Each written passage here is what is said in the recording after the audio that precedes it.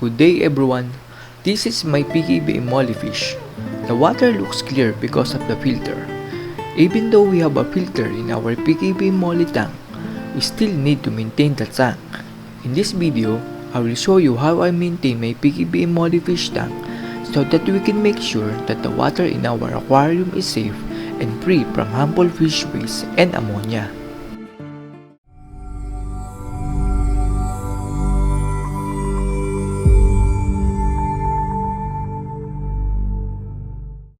The first thing I have to do was unplug the motor pump so that the dirt would not circulate in the water. This filter wool in the DIY filter also needs to be cleaned because the dirt builds up in the filter wool. I also need to clean the labacs under the motor pump. All the sludge is under the labac, so it is important to remove it so that the water does not contain any ammonia. This is the filter wool in the filter sump. I will put it in a container to clean it. I will also remove the filter wool from the DIY filter to remove the dirt from the filter wool. It is important that the filter wool is always clean because it keeps our pkbm molly safe from harmful bacteria.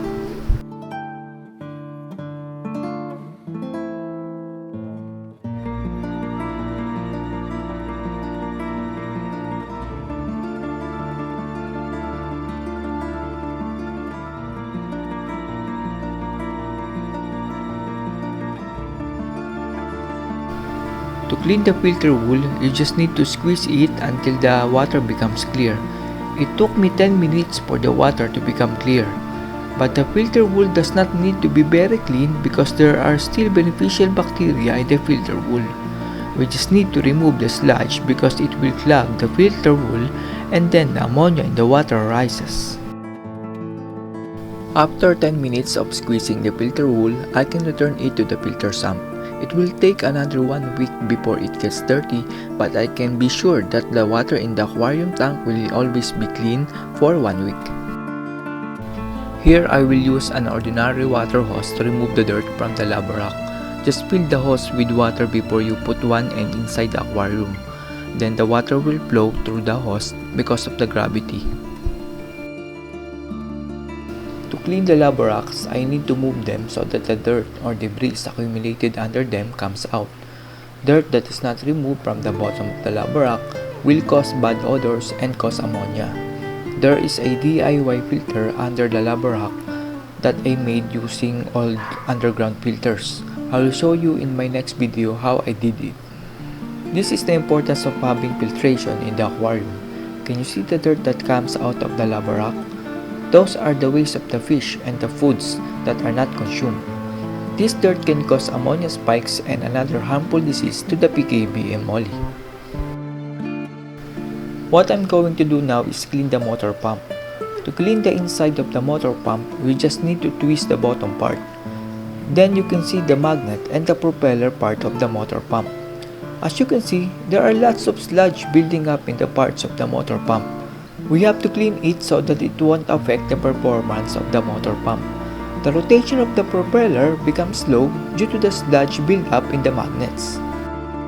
In my experience with this type of motor, I can't find any replacement for the parts. It would be better to be very careful not to lose any of the parts because we can't find them in the market. But don't worry, it will take 2 years or even more before the motors wear off.